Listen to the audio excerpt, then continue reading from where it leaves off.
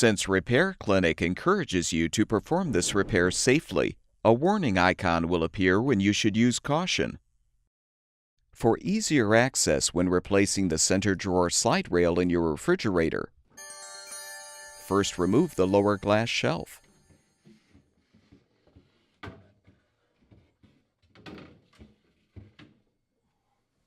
Now fully remove both drawers.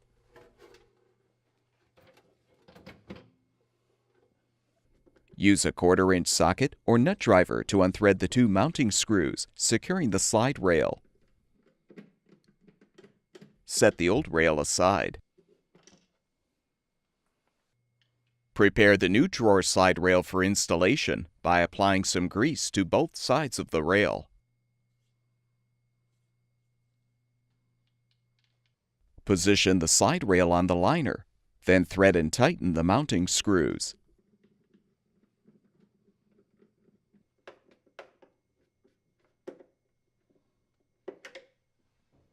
Replace both drawers and confirm that they move freely.